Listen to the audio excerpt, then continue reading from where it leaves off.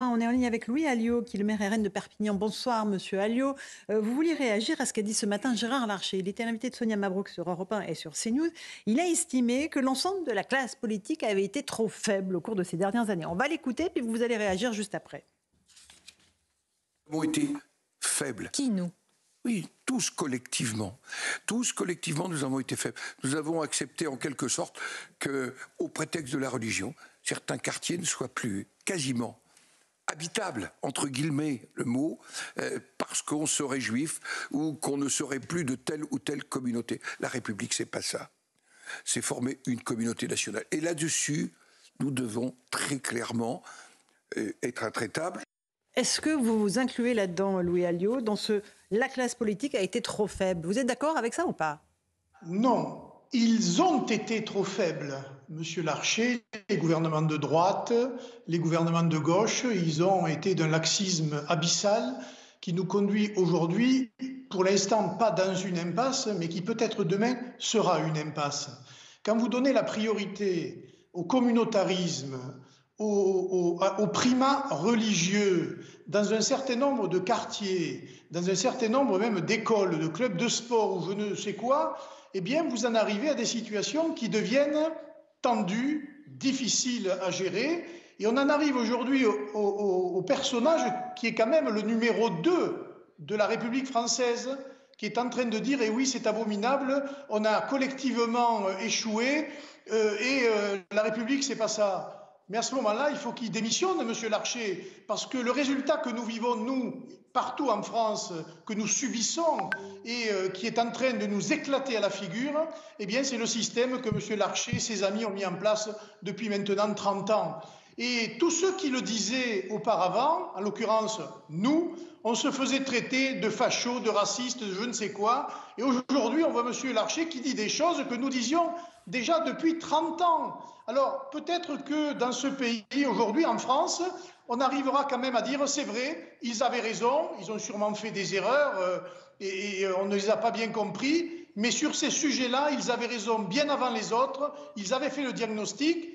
Mais maintenant, il faut trouver les solutions. Parce que si les solutions, c'est la guerre ou la guerre, eh bien, je crains que les Français, à l'avenir, ne subissent et ne vivent des moments très difficiles. Est-ce que vous redoutez, Louis Alliot, et on voit très bien la grande prudence de nos dirigeants par rapport à ce qui se passe en Israël, une importation de ce conflit sur le sol français, avec pourquoi pas des tensions, des affrontements, des agressions contre les citoyens juifs? Cette importation, elle a lieu depuis déjà longtemps, je vais dire depuis trop longtemps, et on ne devrait pas le tolérer. Mais quand vous avez un certain nombre de leaders communautaires, politiques, qui sont plus en lien avec un certain nombre de mots d'ordre qui viennent de l'étranger, ou qui sont en intérêt avec ces mots d'ordre étrangers, quand je vois les investissements d'un pays comme le Qatar, quand je vois l'influence d'un certain nombre d'autres pays, l'Algérie notamment, et quand je vois la haine qui est aujourd'hui déversée, non seulement à l'encontre d'Israël, mais à l'encontre des Occidentaux en général et de la France en particulier, je me dis qu'il est grand temps aujourd'hui de remettre de l'ordre. Et encore une fois, celles et ceux qui vivent chez nous et qui n'acceptent pas nos modes de vie, nos règles, nos principes, nos valeurs, notre histoire, ne sont pas obligés de rester en France. Ils peuvent aller vivre dans leur pays d'origine et à ce moment-là, ils manifesteront la haine qu'ils veulent à l'égard de qui ils veulent, mais pas chez nous et pas aujourd'hui, après ce qu'on a pu voir ce week-end. Ce que vous nous dites, monsieur Alliot, c'est en gros que le Rassemblement national, c'est le parti qui peut protéger les citoyens juifs français? Le Rassemblement national, c'est le parti qui peut protéger tous les Français, quels qu'ils soient. Voilà. Et aujourd'hui, parce que les Juifs sont une cible, qui pourrait effectivement protéger les Juifs d'un certain nombre de choses. Mais il convient de prendre des mesures aujourd'hui énergiques, sans discussion possible sur un certain nombre de choses. Par exemple, de classer la pensée des frères musulmans comme idéologie terroriste et de les interdire en France. Ça ne prend pas beaucoup de courage, me semble-t-il, ou alors ça veut dire que nous sommes beaucoup plus, soumis à ces gens-là qu'on ne le pense, et là, ça devient gravissime. Donc voilà, première mesure, les frères musulmans sont interdits en France, et à partir de là vont découler tout un tas de mesures par un effet domino, et vous verrez qu'un certain nombre d'imams, de mosquées, de structures, eh bien, commenceront, je pense, soit à faire leurs valises, soit à se taire et à suivre les règles qui sont celles de la France, parce que sinon, aujourd'hui, ils influencent, ils imposent leur feuille de route et leur calendrier. Demain, ils domineront l'ensemble du pays et ce sera trop tard. Une dernière question, Louis Alliot. Selon un sondage CSA pour CNews, 82% des Français désapprouvent les propos de Jean-Luc Mélenchon et de certains députés France Insoumise qui refusent de qualifier de terroriste l'organisation du Hamas. Que pensez-vous de l'attitude de ces députés de France Insoumise? Pas tous. Il faut noter que François Ruffin s'est un peu détaché de ce groupe. Écoutez, ils sont dans leur rôle de clientélisme électoral, ils sont élus par le communautarisme, ils défendent le communautarisme, et aujourd'hui le communautarisme, c'est la défense d'un certain nombre de combats à l'étranger ou de combats religieux, et aujourd'hui M. Mélenchon est le premier imam de France. Merci beaucoup Louis Alliot d'être intervenu ce soir en direct sur CNews et sur Europe 1 pour exprimer ce que vous pensez par rapport à cette situation. Meir Habib, vous avez écouté ce qu'a dit Louis Alliot. Le Rassemblement national peut protéger, vous êtes des LR, je le rappelle, les citoyens français, tous les citoyens français, y compris les citoyens juifs. Je ne crois pas que le Rassemblement national ait certains propos qui soient vrais, il n'y a aucun doute là-dessus. J'ai la conviction que tous les Français doivent comprendre aujourd'hui qu'il y a une urgence à éradiquer l'islamisme et le terrorisme, au centre, à droite et même à gauche. Mais la gauche et une partie de l'extrême gauche ne le comprend pas. Personne ne peut surfer ni plus ni moins sur le fait qu'aujourd'hui, on a des massacres qui ont eu lieu en France. On peut avoir oublié Toulouse.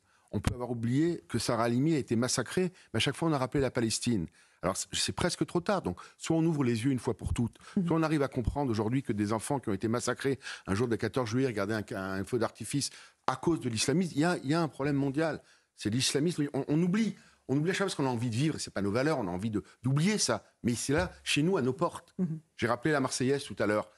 Égorger nos fils et nos campagnes, c'est ce qui s'est passé en Israël. Alors il faut ouvrir les yeux. Moi je ne vote pas le Rassemblement national, ils ont fait sans doute certains efforts, mais aujourd'hui j'ai la conviction que la droite républicaine, le centre, et y compris la gauche, doit comprendre le b.a.-ba pour continuer à avoir un débat démocratique normal dans un pays qui nous est très cher. Rachel Kahn, sur les compromissions de la gauche, vous les avez régulièrement dénoncées sur ce plateau. Oui.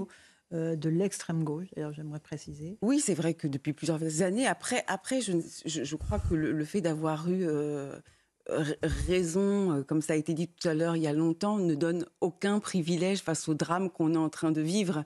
Maintenant, c'est effectivement comment, sur ces compromissions, sur ce pas de vague, sur cette mollesse qui a laissé rentrer, sur le fait qu'on soit vraiment très frileux par rapport à nos fondamentaux. Enfin, c'est presque de dire que notre constitution, finalement, avec ce qu'il y a comme principe et comme valeur, serait fasciste. Enfin, c'est quand même aberrant pour des élus de la République de considérer que ce qu'il y a dans notre constitution serait fasciste. Ensuite, il y a quelque chose qui m'interpelle beaucoup, parce que l'état des lieux, il est là. On a entendu Gabriel Attal ce matin dire « laissez nos enfants tranquilles ». Donc, on va l'écouter d'ailleurs.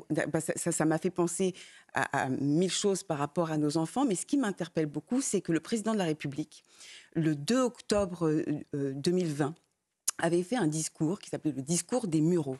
Dans ce discours des Mureaux, je suis désolée, il y avait tout.